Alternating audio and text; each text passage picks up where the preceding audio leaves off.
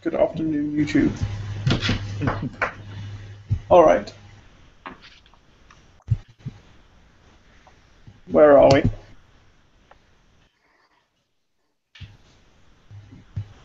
So is everybody PR'd? Yes. I haven't yet. But then, to be fair, most of the mods I've got to make, I'm going to need somebody to help me with because there's a load of code bits which are a problem. Like bugs in code and stuff? Yeah. So I mean, I didn't want to nag Stuart too much today because he's obviously in project mode. But yeah, just simple things which just don't seem to work in the code within the documentation.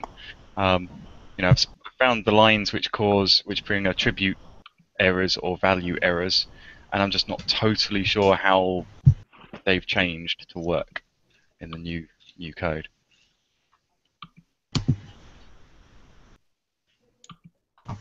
Okay. So I could give you guys a list now, a run through, or obviously I can talk to somebody on their own if somebody's willing to just. It's primarily with maps that I've been having problems, and especially with color map or the color map side of that.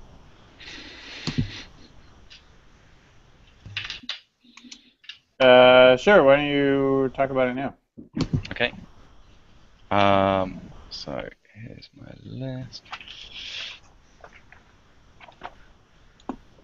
Okay, that's weird. My monitor's doing funny things. Okay.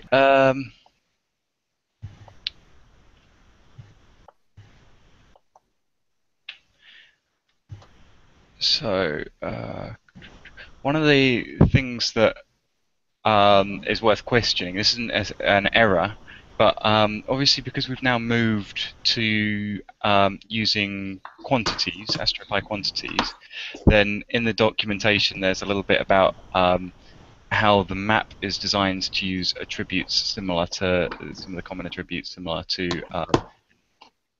ND array, including shape and D type, and obviously now it's not shape, it's dimensions.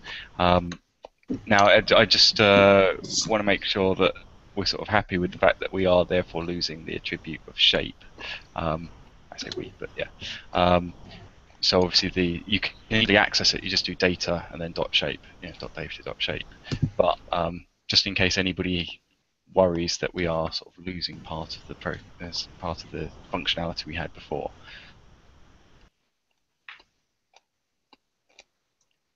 I mean, I think we've already had that discussion and people were pretty okay with it. So, okay.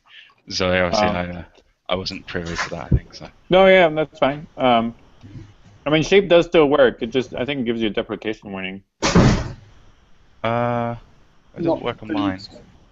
No, is it totally Got gone? rid of it altogether. Okay. Deprecation is. You can absolutely use it still. You just need to go into the data, but that's fine. Yeah.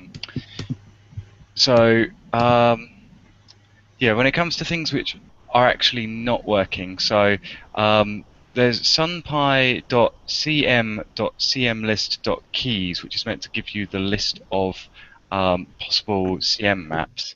And Stuart's found the code which makes it work. You've got to do sunpy.cm.cm.cmlist.keys.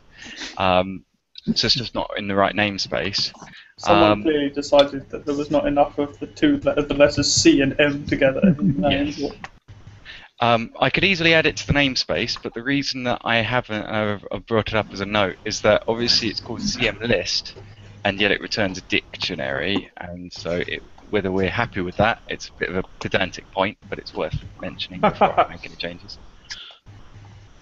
Yeah, so I would recommend that. I ran into a few of these kinds of things as well, and I just went ahead and I just wrote the documentation for what we currently have. So you're starting to talk about like actual API changes, and we can't do that now. Okay, so fine. It's better to have these things documented, even though they're not great, rather than holding things up, and we can change them and fix them later. Yeah, it's fine. Okay, I just wanted to make sure on that. Then moving down the list, yeah, so Stuart doesn't get this error, and I get this error. If I import matplotlib, and then I do plt for matplotlib, dot get underscore cmap, and then sto aia 171, I get an attribute error. Now Stuart doesn't. We both have, well, I don't know what version Stuart has of matplotlib, but apparently my matplotlib isn't an old version. At 1.43. It seems weird. I think, I don't know. Can you paste that code in somewhere? Yeah, I can paste it into the main board. If I can get that up. Oh yeah, I'm running dev versions of matplotlib at the moment. I actually got a patch into matplotlib the other day. Ooh. Is it that? So, I'll rerun it. Sorry, so at the top that's the actual code that I ran, just to. That's why your matplotlib import's wrong.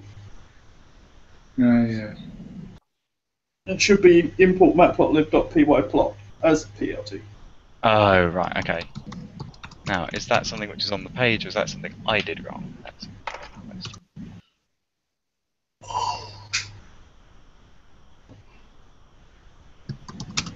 I need more sleep.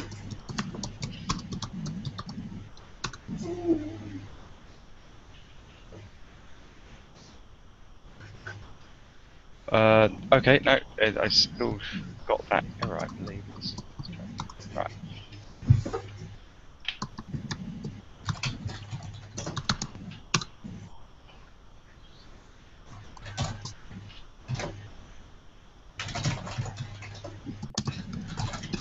Yeah, still get that error. Even if I use from the web page. Put a space in there.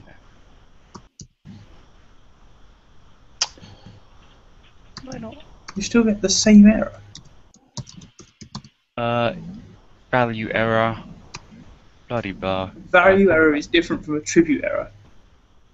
Yeah, did I say? Oh, did I say? Oh yeah. Yeah. Okay. Sorry. So yeah, fair enough. So I get another error. Oh jeez.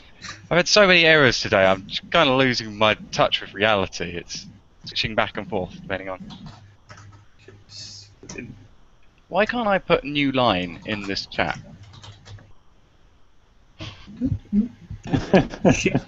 So I can't separate out between the two codes, other than I suppose I could put dot, and then. Okay, but yes, so I use the 3 lines and I still get an error. The 3 lines, which are, if anybody wants the link to the page, it's here, and on the right bit, yeah.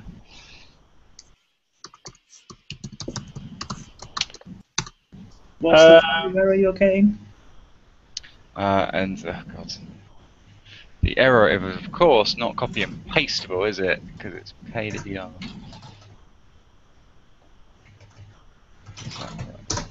Oh, I don't know whether that's copied it.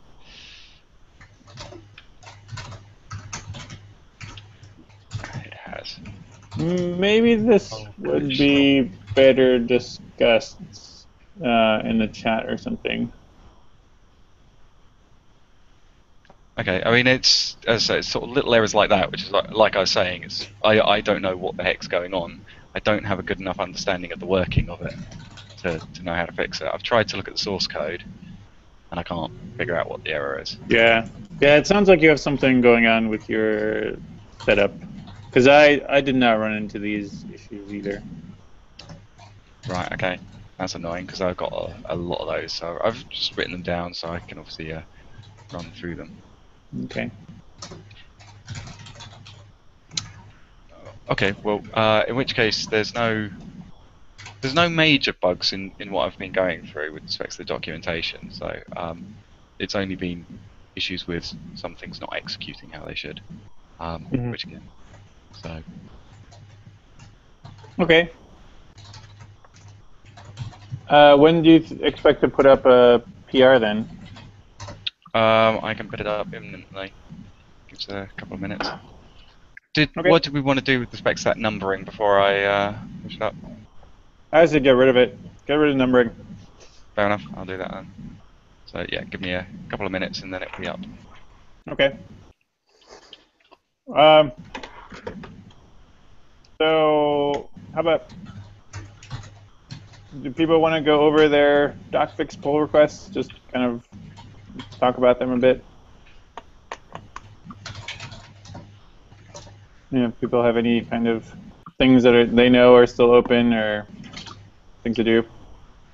Right. Well, I do. So, got a couple of comments. The went through a lot of the documentation and for everything. My main complaint is about util, the util subdirectory. There's a bunch of stuff in there which some of it has no documentation whatsoever, and I don't even know where it's called from. So util seems to be used as a kind of dumping ground for stuff which other people may find useful, and unless it has some kind of like note in it saying like, oh, this is used by such and such a subdirect module, then it's very hard to know what that stuff is in there for.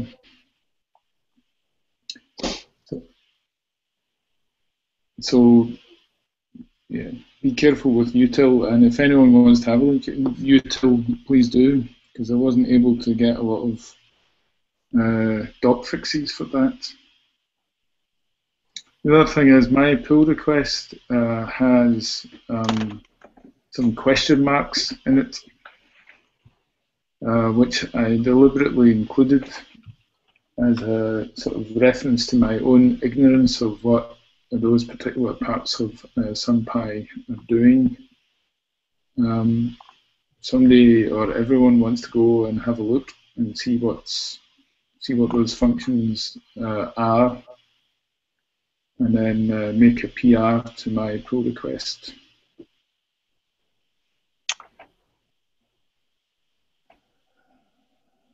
Yeah, I run into that kind of stuff too in the Spectra, especially in the Spectra area.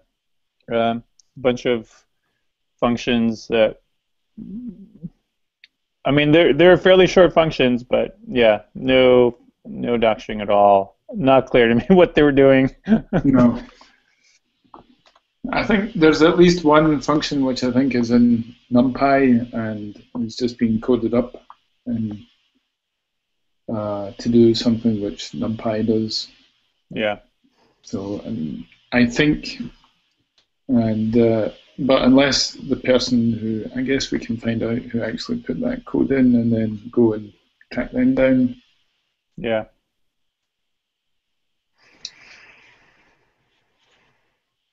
Yeah, Wasn't me. The other thing is just to,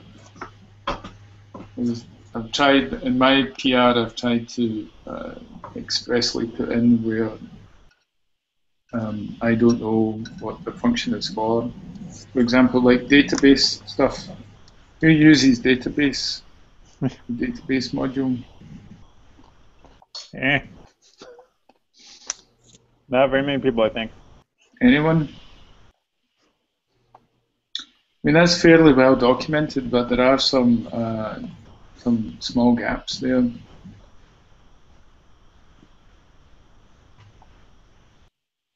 Okay.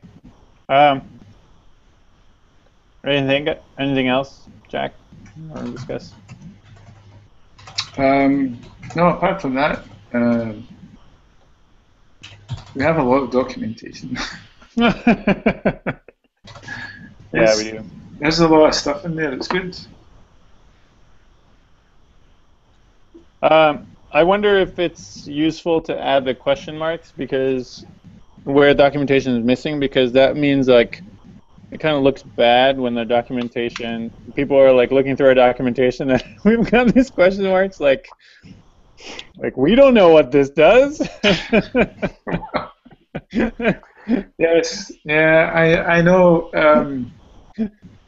It's intended as a placeholder, but like your guess is as good as mine can be another phrase you can put in. Yeah. Makes you go backwards in time. I don't know. So I can change it if we want, or just maybe like putting in a whole bunch of to-dos. Actually, probably the to-dos are more useful because you can separate them out as a separate list in Sphinx. Yeah. Yeah, I think that would be more worthwhile. Okay. Um, okay, Andy, you want to talk about your PR? Okay. Um, so mine was fairly short. So these are mostly updating things in the user guide. So like the brief tour of SunPy, which covers a little bit of everything. So the most of what I've done is a little bit of just grammar stuff. Changed some of the examples. I made more of the code sort of inline, auto-generated. So you see the figures as well that match the code. Oh, wait. Yes, Did you pull in the latest? Are you up to date with master? I should be, but I also seem to have a merge conflict, so Okay, because that could be interesting. tour should include some of that stuff already. Yeah, some of it was, but I You think added there more. was some examples that were not like that, and I changed them. Okay. Yeah, there were some errors in the SSW cheat sheet, so I changed those. That's what happens. But this is pretty short PR overall. The one thing that I would say is that for some reason the developer's guide was on my to-do list. Not really sure why, but I had a look at it. Looks great to me, but I think someone else who's a bit more expert might want to take a look at that. It seems like it's pretty well documented overall, but I don't really I know think what to that's look when for. you got that when you stepped away from your laptop. Oh, that's what happened. Last week. Yeah, okay. Yeah, that's what happened. Yeah. But otherwise, yeah, it's fairly straightforward. Okay. Yeah, I kind of looked through it. It looks pretty good. Stuart, can you talk about what was it, Bridget? She has a doc test fix 2 that's she's put in. I haven't really been paying attention to that.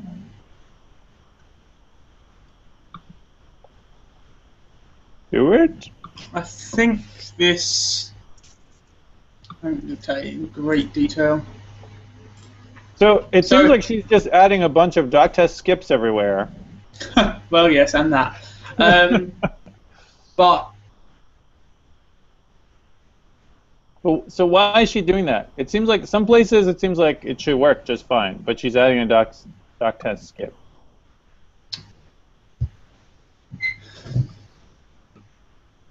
I think you adding skips in any points where it's not a complete example for a start. So I don't know well enough how it works, but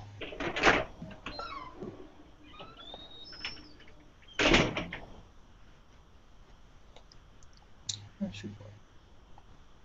Also, I wonder whether it only Yeah, I've no idea. No clue. Yeah, like for example, this one. Oh, hold on. Why is she skipping that? It's just a print statement. Because it will be different. The output will be different wherever it runs. Oh, it's actually looking at the output? Yeah, it's a test. It compares the output. Oh, I thought it was just seeing whether like errors or whether it runs. No, it actually compares the output. So Okay.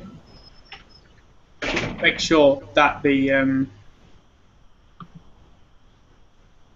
It makes sure that it's actually correct. So it's like a real test. Yeah. So where does that text live that it's actually comparing to? It's whatever prints out whatever is in the documentation below the code.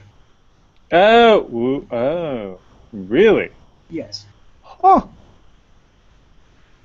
That's kind of neat. Huh. Okay. Travis seems to be going mad, but As usual. as usual, for absolutely no good bloody reason. Why will you not compile SunPy when you're running through the dam?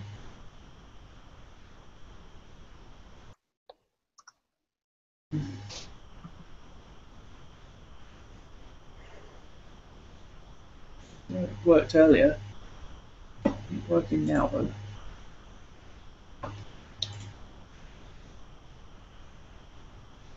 Don't know. It's done the same thing there as well. Stupid Travis. Take it anywhere.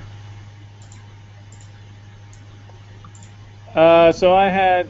Is it okay if I continue? Yeah. Yeah.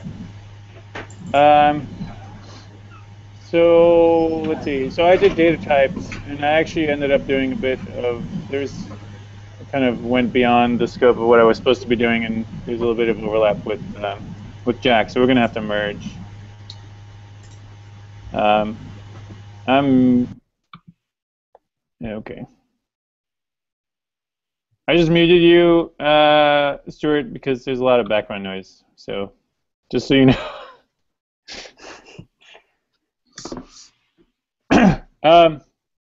So what did I do? I changed the code refs. Of course, for maps were like pretty good, but for the other two guys, like Curve and Spectra, it was pretty crap. So I fixed that and made them a little bit more standardized. Also made it much easier for people to find the sources, like what are we actually supporting, sort of right in near the top, because I figured a lot of people, that's kind of what they want to know. And I removed, we had a bunch of places where we actually like hand coded what we were supporting, and that is kind of a mess to maintain. So I removed a lot of that and made sure that like you can, there's a link that lets you go to where you can see all of the subclasses and such and see what's actually supported. I spent a lot of time putting in the correct references to various objects and stuff, intersphinx links and stuff. And then I also spent a really large amount of time updating all of the light curve subclasses. So in the similar vein as what I did for maps, so now all the light curve subclasses have pretty beefy doc strings that tell you where this data is coming from and what these things are. And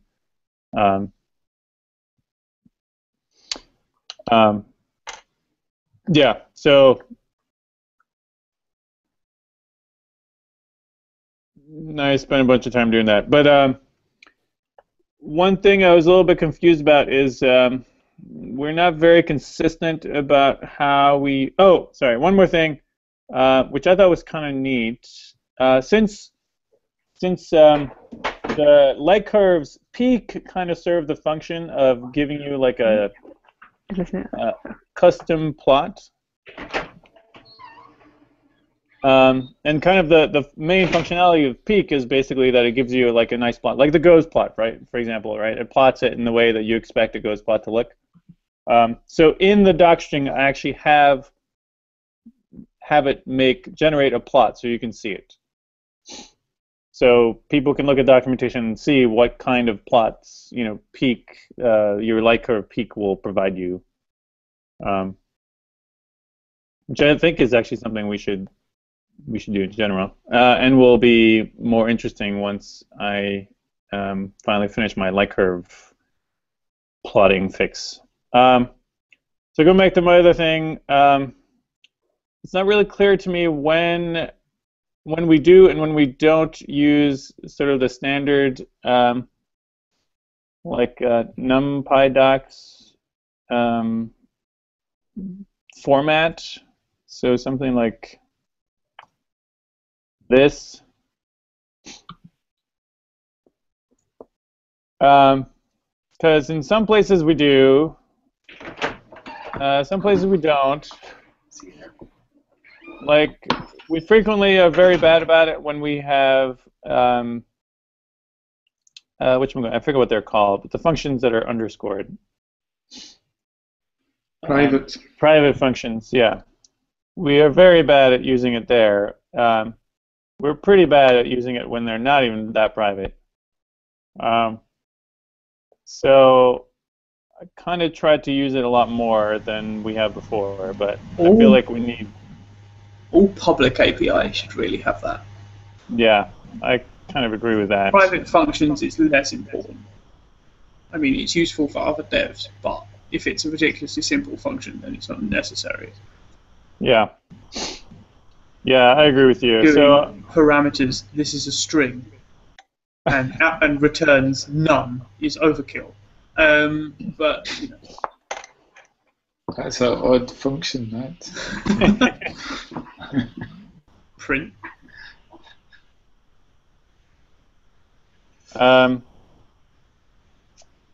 So yeah, it's a pretty big PR,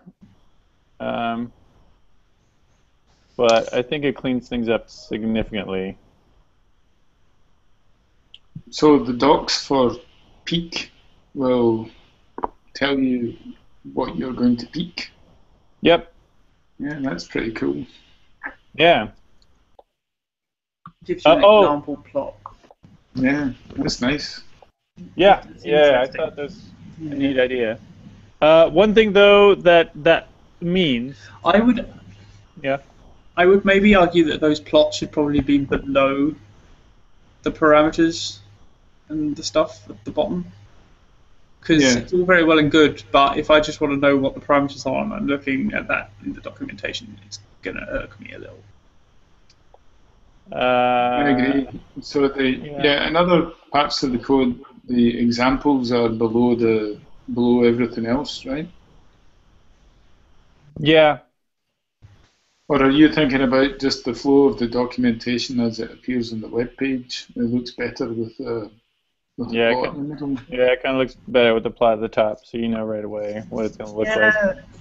I don't know. I'd need to have a look at how it builds, but I just mean that, like you were saying earlier, the SunPy documentation really gets on your nerves because sometimes it's a bit hard to find. You just want to look at the API documentation, and if there's a massive plot in the way, and all I want to know is what type parameter A needs to be.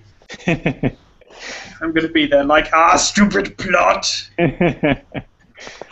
Yeah, I could see that. I mean, I could see that either way. I don't know. So I'm kind of a mind not to change it, but yeah. So I'm looking at the Eve example here. So the plot directive is going to cause SunPy to go and get yes. Eve data. So that's exactly what I was going to bring up next. So our docs already depend on getting data, right? Because it's true. We've got a bunch of plots and examples now that use the plot directive, and they have to go out data and get data. Are they only going out and getting the sample data, though? No, they're not. Sad face. Yep. So we already have this. What this PR is doing is essentially making it necessary for every single light curve. Now, thankfully, the light curve stuff, downloading light curve data is not very big. On the other hand, it kind of makes us depend on other servers being available. So that sucks. It would be nice if we could do it all with sample data. Yes, but that is like a whole other can of worms. And we have to add sample data for every single thing we have. I'm Which not is a good necessarily idea. averse to that in theory. Yeah, I agree. I think we should. I think we should do that. But it's not something that we should worry about now. I think we could do Great that energy later. for it. It's always So worthwhile. Lyra data is pretty big. Like 1 day of Lyra data is about 70 megabytes, I think. Mm. And you can only download 1 day at a time, or can you do You that? can only download 1 day at a time, so I believe that's correct. Hmm. Well, that kind of sucks.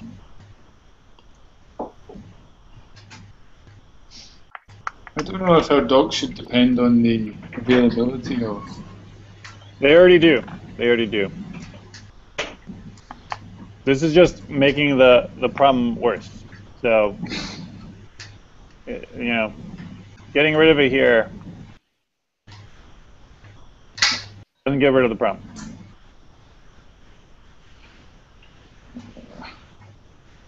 But it So also far, doesn't make the problem worse. That is like saying I just run down 6 cats, I might as well kill another 4. not exactly. It's just our docs depend on external servers to build, right? And now it depends on more external servers. It's only another 3. Yeah. So on the other hand, I've been building the docs, locally to see how all my changes have looked, and they have never failed so far. Of course, Lightcurve does cache. It will Yes, only it does. download the data once. So every time you've been rebuilding it, you haven't actually been downloading the data off the server. That's true. Yeah, that's a good point.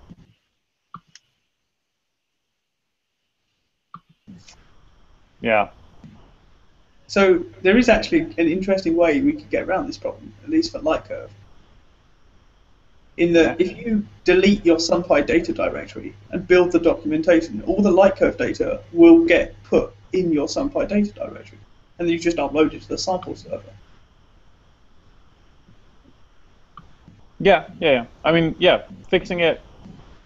But I mean, fixing it for Lightcurve really isn't going to take you more than like a quarter of an hour, because you'll have all the files you need. Because if you delete your SunPy data directory and then compile the documentation, it will download just the files that are needed to build the documentation into your SunPy data directory, and then you can just upload them to the sample server. Yes. God damn it. To be fair, you can do that anyway, but Okay, but that'll be a different PR. yeah, sure.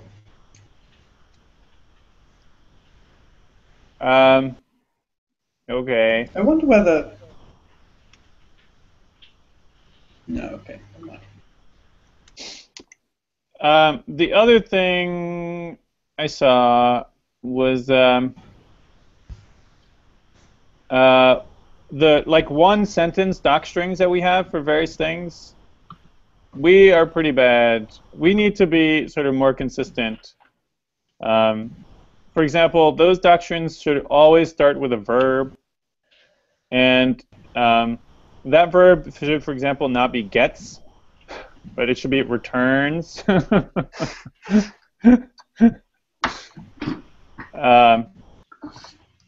There's a bunch of places where, for example, people write like, it gets the so-and-so and returns it, or something like that. So It does do that. yes, but it's not necessary to write it that way. So it's just something I think we should try to keep in mind in the future. They're meant to be one sentence. Yeah. Description of the topic. The doc string should start with one sentence on its own line. Yeah. Then Less than 80 characters. No, not one line, one sentence. One sentence, okay. Yeah, because when in the docs, actually, there's a place where it lists all the functions, and if that sentence is not like short and concise, then you have no idea what. Yeah, don't make it like 6 lines long, because we'll have to kill you. But Well, I was going to say I might be guilty of that, but I'm not sure that I want to confess now. I'm going to be murdered. no, I mean, Sphinx uses the first sentence of the doc string for a short description. Yeah, that is what it should be. And then you can put War and Peace after that. Exactly, if you so desire. If your function needs the whole contents of War and Peace in the doc. I will think you're gaming the GitHub statistics unless you've got a very good reason for that.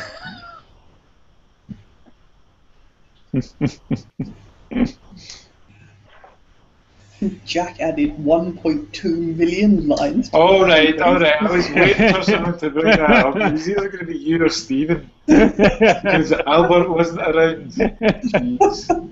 I make one mistake once.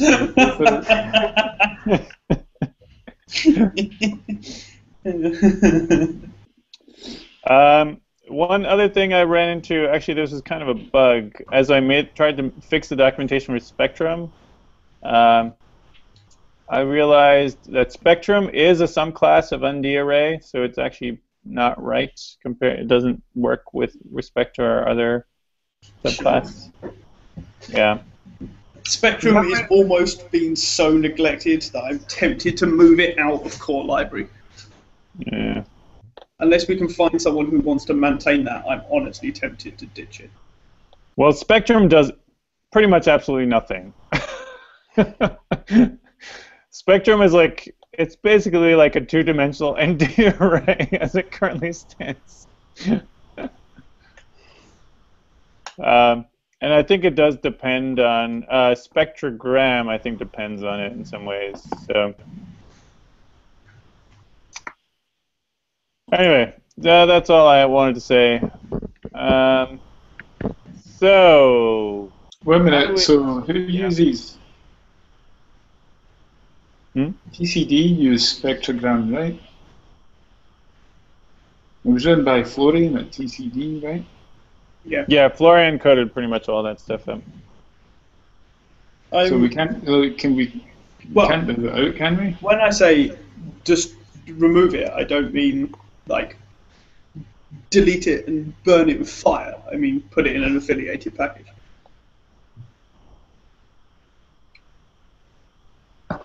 Oh, put it in an affiliated package. What? No, that's what I'm saying is that there may be users out there that that are perfectly happy with the way it is. Yeah, I doubt that. I don't doubt there are users, but I doubt they're perfectly happy. In fact, I've heard of random uses. I'm not denying they exist, but it really needs someone to look after it. Okay. Yeah, I definitely agree with that. So I guess my question is, how do we proceed? So there's going to be a bunch of merging and stuff that's going to have to happen, and conflicts fixed and such.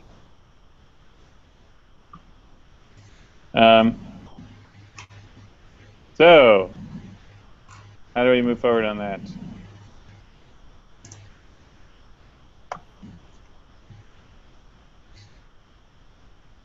Is it like a FIFO?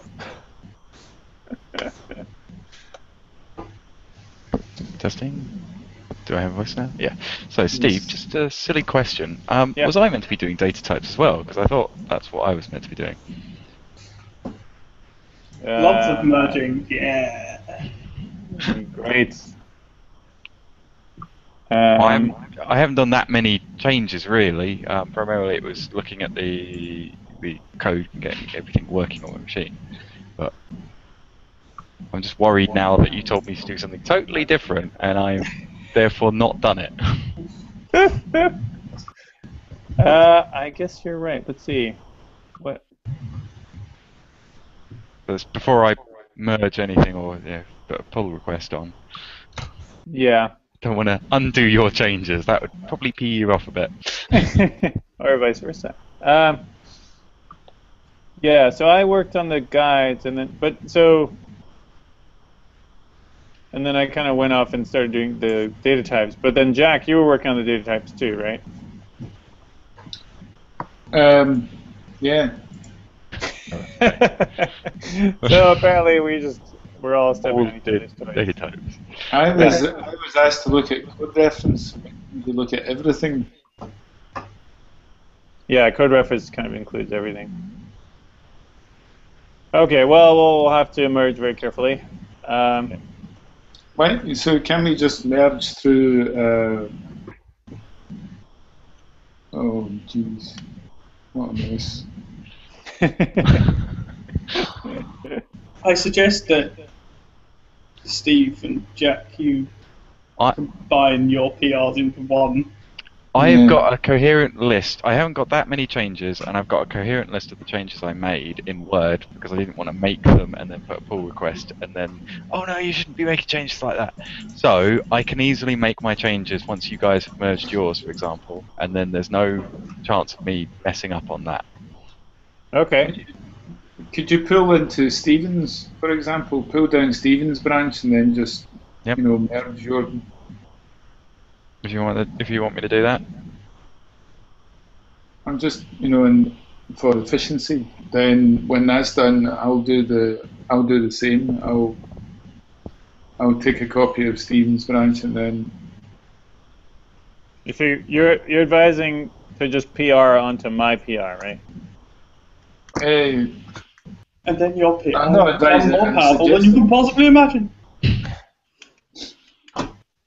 So I'm just trying to understand what you're advising him to do. Well, Alex doesn't have any he hasn't made changes. Yeah, he hasn't made any changes, right? So yeah, but there's two paths forward, right? He could either take my PR, download it, make his changes, and then do another PR to SunPy, so then mine becomes included in his PR. Or he could, PR onto my PRs, my fork, essentially. He could PR onto my PR. And then you would see the difference between mine and his, right? You'd do a PR on my branch. Yes. I think that would probably be the better way of doing it. PR into your branch is probably the best way to do it. Yeah. Okay. Then once that's done, I could do a PR onto,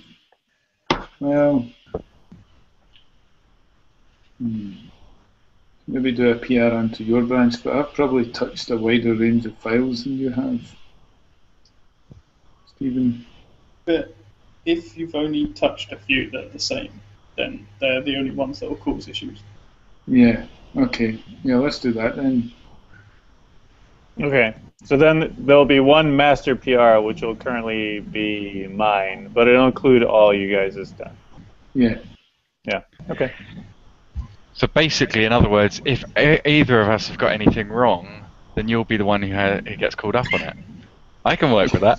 That's right. But don't worry, your name is still attached to the wrongness. No. Nobody can hide from Git blame. That's right.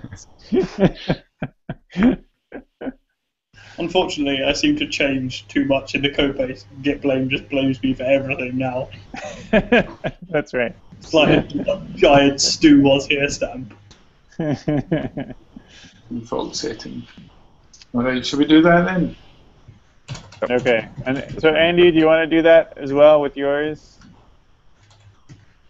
Is there any overlap between yours and Andy's though? There's a tiny bit, but It might be easier to merge Andy's first and then you fix it or something. Don't know. yeah. That sounds good. See what I did there, Andy? Yeah, I bet it does. Yeah. That's fine. Yeah, let's merge Andy's. We can merge it right now. I'll give it +1. Yeah, mine's pretty small, so.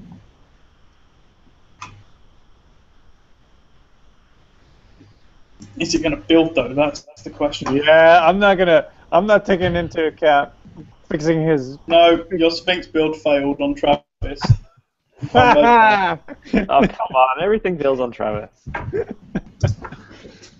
No, Sphinx. If the rest of it passes and the Sphinx build fails, it's the problem with Sphinx. Okay, let me build this locally and see what happens. You have 4 warnings. All of them seem to be in your title underlines are too short. Wait, what? That's It's easy to fix. plotting.rst. It literally looks like you need to put 4 minus characters into the documentation to fix it. Oh, I see what's happened here. Yes. Woe is me. I'm sorry I get a bit militant about that Sphinx documentation, but you were not the one that purged nearly 6,000 Sphinx warnings from the documentation 1 week. Never again. Never again. Yeah, no, I mean, I've been stamping mine out as well, and I'll reluctantly agree that they are good. Usually, they're worthwhile. Well, the thing is, the warnings are in fact something broken. Like, Sphinx saying warning is really a misnomer. Like, it's not a warning, it's that something is wrong. Like, normally it's, like, I don't know, one of the interlinks is broken, or the link's pointing the wrong place, or Yeah. you've missed off a minus sign on your title. I don't know why it complains about that so much, but it does. Yep. Yeah, I agree. I mean, it helped. I saw some issues that I had based on warnings. Okay, so the order is Andy goes in first, assuming he can stop it from failing. Then Alex and Jack will do PRs onto mine, so I don't have to do anything. Hooray!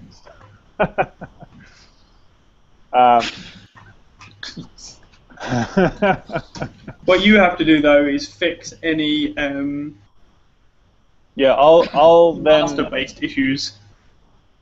Yeah, that's fine. So I'll still be in charge of my PR, and if there are any issues, I'll look over it again, make sure everything kind of is together. We should merge 1505. It's a particularly unoffensive bug fix.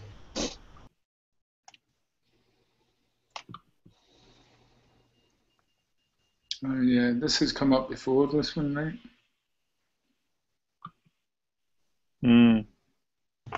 Yeah. So this is the fix for that EIT plotting image Yes. plotting issue on our side, but it requires the current master of WCS axes to actually fix it.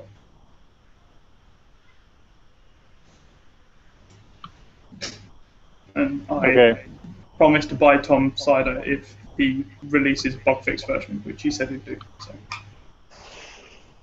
In time for next week's release of 0.6.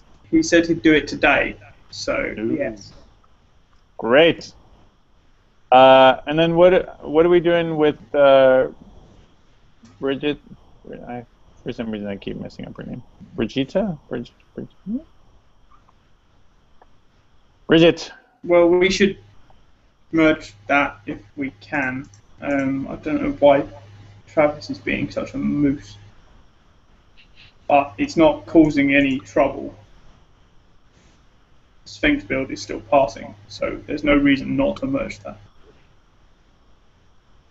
Okay, it's just going to be a lot of conflict fixing, I'm sure. Oh, maybe not. Well, yeah. Yeah, we can merge that now then. So that would be...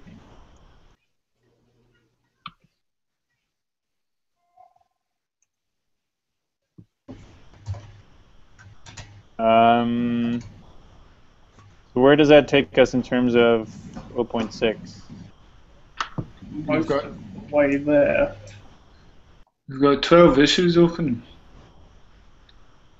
Most of those are documentation related. Yeah, so... Half of them. So the EIT data files one is done. Or will be. Will be. What about 1470? that will be part of, that will be a separate but very related fix to 1478. So in Okay. 1470, there is a reminder to make sure I specify the correct minimum version of WCS axes once Tom releases it. Okay. And 1505, is that the same as 1478? Is what the same as 1478? 1505. Oh, that's your PR. 1505 is the fix for 1478. Right, right.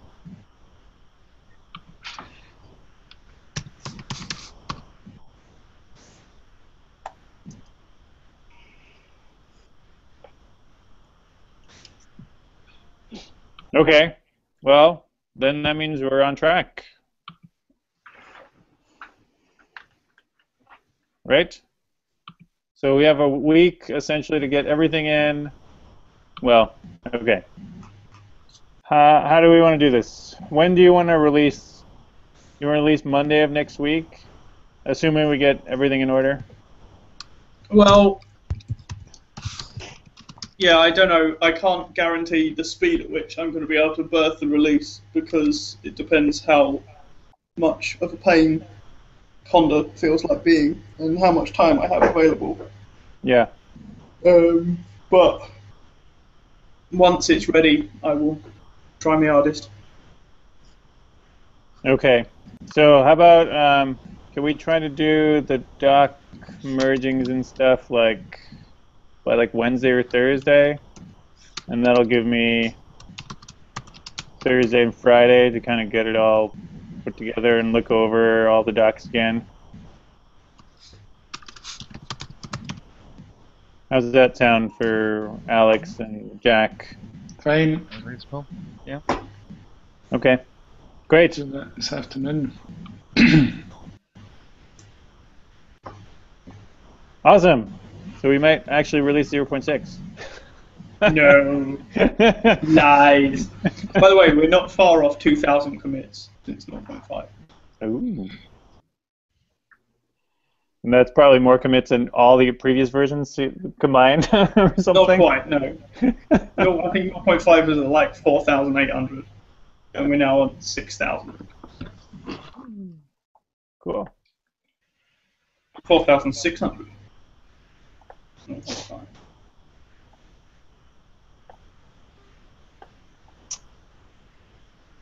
Hmm.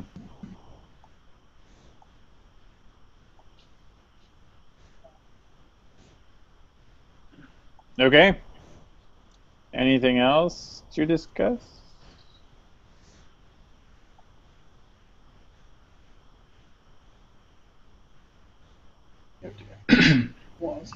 Laura, did you have anything to say? Sorry, we took up all the time talking about documentation in 0.6. But... No, it's cool. I just want to join in, I guess. I'd like to get involved. So it's cool to kind of see where it's at. Okay. Yeah. So I guess like what I've been using, I've been using the light curve object for actually doing all my work. So yeah, I don't know. The only problem I guess is Eve. I haven't been able to use Eve. I've just been using the fits files. But apart from that, I haven't really had too many big problems with it. Okay. What's the problem with Eve? Eve It's the wrong type, wasn't it? Yeah, it's the wrong type. So I think at the moment it's still using the quick look data, isn't it? Yeah, the 0CS data. Yeah, so that's like 1 minute summed. So it's like summary data rather than what I was needing. But that's it. Yeah, I was actually looking at the light curve data while doing the dot fixes, and the code to get the other data is available, is in there, but I think there isn't. Not sure how you access it actually. Yeah. Cool. It's one of the things we were going to do last year was redo light curve. So maybe that. One of the Google Summer of Code students is kind of, sort of, not really kicking that about. Right.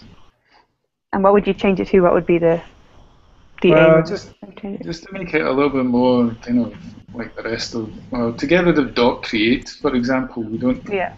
Okay. I actually have a very good idea in my head of what needs to happen to light curve. I actually coded up a version that worked a long time ago, but it's so far removed from reality now, I might as well just start again.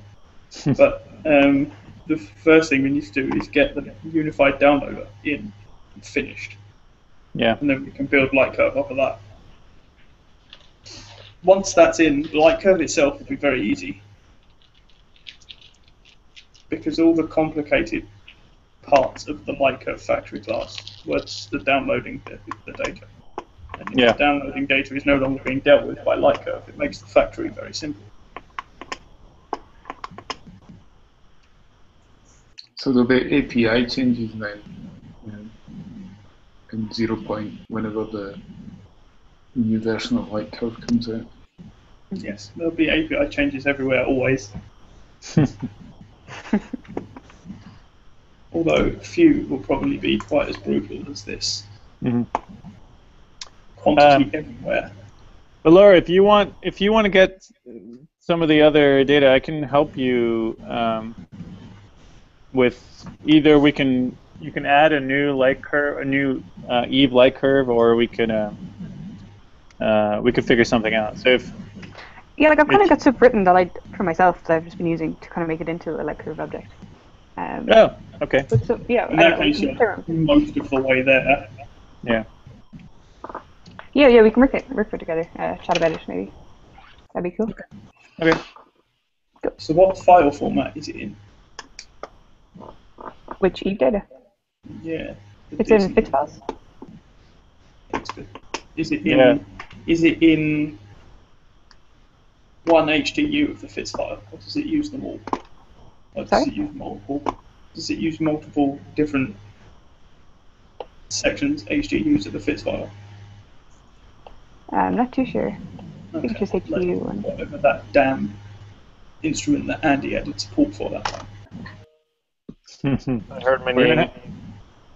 So one of the major problems actually the only unsolved problem that I know of for the light curve factory at the moment is the fact that one of the instruments has different bits of the same data in different HDUs in the FITS file. We're going to run into that problem multiple times, though. But we haven't yet. We only have one instrument that does that. And at the moment, our whole structure from all the way from SunPy.io.fits upwards is just not built to handle that. Yeah. Well, that's why I don't use SunPy.io.fits. I don't use that at all. I always just go to PyFits. Yeah, sure. It doesn't. SunPy.io fits isn't really there for end user use. It's there to make SunPy.map work. Yeah. Because without having some way of sanitizing a FITS file, map wouldn't stand a hope in hell. Yeah. Well, that's why each light curve source has like a custom reading function, right? Because we need to do that. Yes. Unfortunately. I mean, it could probably be work. We'll come up with a solution, but that is like the one thing that I don't already have an answer for in my head, basically. Yeah, sure. I'm saying all of this about knowing how to do it in my head. It was so long ago I was looking at it, now it's probably leaked out my ears.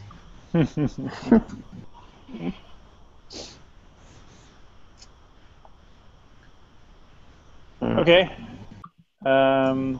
Yeah, so usually, Laura, just to give you some perspective, these meetings are more about what you're talking about, what you brought up, rather than talking about like all this doc fixes and things like that. Okay. So yeah, so this may have been a particularly boring meeting. For you. No, that was cool. Yeah, the exciting ones are on YouTube. Go back and watch our back catalogue. Greatest hits. Yeah. Yeah. Actually, before we go, what version, Laura? What version are you using? Are you using master? Are you like keeping up to date? You are. Yeah. Okay. Yeah. Yeah, mainly for using all the library stuff that Danny put in. I don't know if that's released yet in the. Yeah, that should be in 0.6. Yeah. Okay. Yeah. Okay. Lots Just of Okay. things are in 0.6 because Yes. 0.5 happened a long time ago. That's right. When did we release 0.5? The first version, 0.5. Okay. Okay, my Sphinx build is passed 0.5 anyway. on the 13th of June 2014. So Yeah. Andy's code can be 13 months merged. plus. Hey, a release per year. That's maybe not so bad. So your code passed, Andy, right? Your Passed the PR. Sphinx test, yeah. Oh, you should. So we put that in. Congratulations on sacrificing the correct goat.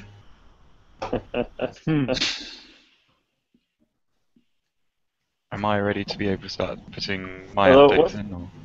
Oh, sorry. No, let me first merge my conflicts with that. Okay. What's the difference between test mode Sphinx and test mode doc test? Doc test runs the doc tests. Sphinx builds the documentation. Although I see. if Sphinx fails, doc test may fail anyway, depending on how spectacularly you break Sphinx. Oh. Well, Sphinx is passed, so I'm Yeah, very no, happy. that's fine. That's cool. That's just the two allowed fail builds, so we can merge that. Hey. So, is it merged? Can we merge it? Someone Maybe. else stamp it. No. Obey the arbitrary rules. 'Cause there's There. nothing quite There. like arbitrary rules. Lots of stamps. Done. Go forth and Okay. resolve your conflicts. Okay. I should do that this afternoon. So. It hasn't killed your PR. Really? Yeah. Oh yeah. Look at that. Great. Thank you, Andy. It did even less work than you thought. I guess you can put it that way if you want. Or maybe Steve just did less work than he thought. Oh, yeah. That's right. One or the other. Okay, well then my stuff is ready, so you guys can, Alex, you can go ahead and merge things in. Merge it. Yep. Okay, I gotta go. All right. Okay, talk to you guys later. Bye-bye. See Bye. you. Bye, guys. Bye bye. All right. Bye.